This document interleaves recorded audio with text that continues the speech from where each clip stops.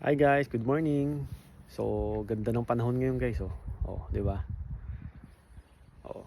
So, kung nung mga nakaraang araw panay ang ulan dito, ngayon, so sakto off natin ngayon. So, maganda ang panahon.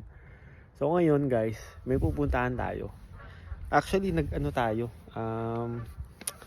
meron tayong nakuha na naman doon sa family doctor natin ng prescription. Pero guys, ang galing lang dito kasi actually, yung family doctor na sinasabi ko sa inyo, yung nakuha natin, kung napapanood nyo yung vlog natin yung nakaraan, na nakakuha tayong family doctor, nasa bakasyon.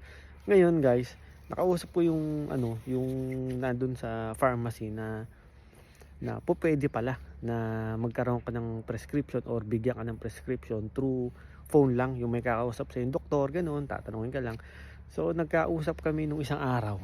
So ngayon meron tayong prescription na binigay galing dun sa nakausap nating doktor na naandun na raw yung natin, yung gamot natin sa pharmacy na palagi nating pinagkuhaan ng gamot. So pupuntahan natin ngayon at syempre kasama natin si Lilo, no?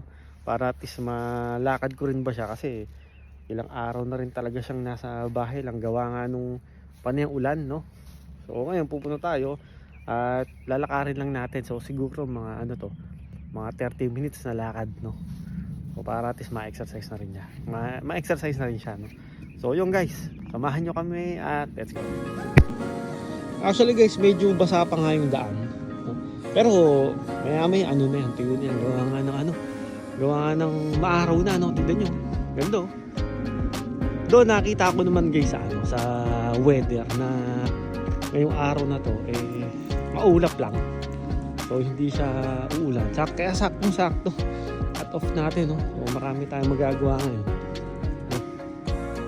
Lilo. Lilo. So guys, so nasabi ko nga sa inyo kahapon na talagang ginawa na natin lahat yung mga dapat nating gawin sa araw na off natin, no? So ngayon kukuha lang natin yung gamot natin doon sa pharmacy, tapos yun, mag-ayos lang tayo ng mga gamit, no? At by next week kasi meron tayong magiging bagong kwarto. Yun, iano ko rin sa inyo, pakilala ko rin sa inyo, tapos pakita ko rin siya sa inyo. Actually kasama na natin siya noon, no? So may ilan sa inyo na kakilala na siya at nakita na rin siya, no? So siya yung magiging bagong natin, kabaro, no? So yun, na tayo, madawin tayo dun sa sa pharmacy, no?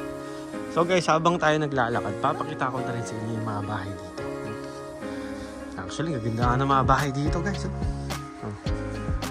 Ayan, no? Ayan, ilan? Uy, tignan nyo, yung guys, oh. Ayan, no? Yung mga bahay dito, ganyan, maganda. Oh. Ito pa guys, oh. Ito yung kas na kas kong bahay guys, yan, oh. Kita nyo yan, ganda, no? Ayan, okay. Napaka-aliwalas ng niya, ng bahay na yan, no?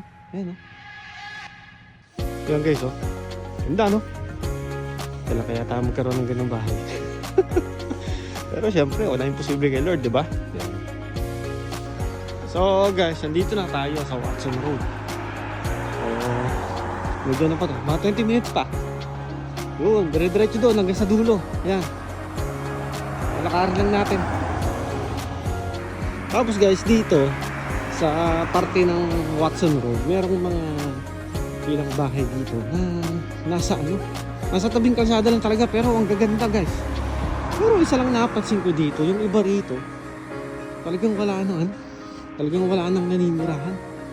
Yung isa nakita ko, nasisira na halos yung bahay ba. Oh? Ayan, nasa tabi lang siya ng kalsada. Ito guys, parang wala yatang nakatira rito. Ayun, no? Pero may camera siya guys. Ayun, no? Diba? Yan, ganyan ang mga bahay dito guys. Ayan. Ano, parang walang nakatira dito.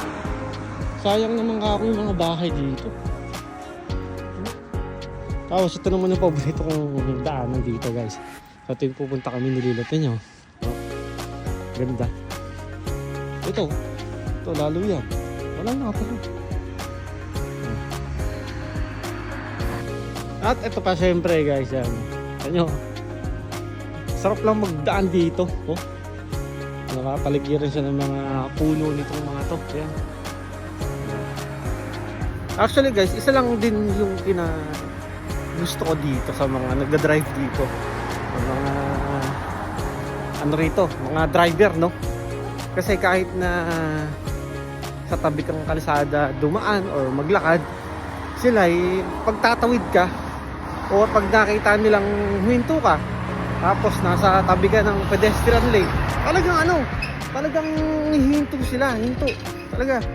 Talagang dito priority yung mga yung mga nasa pedestrian, tapos yung mga naglalakad sa sidewalk, especially yung mga nakabike, tapos may mga kasamang aso. So yun yung rito guys, yun yung pinaganda sa kanila rito. Napaka full respect sila sa mga sa mga naglalakad dito.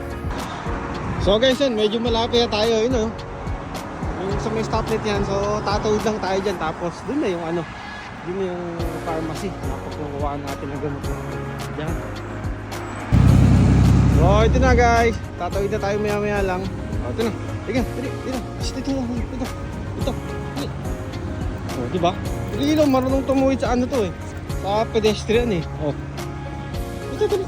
So guys, narating na natin yung Express Care Pharmacy, no?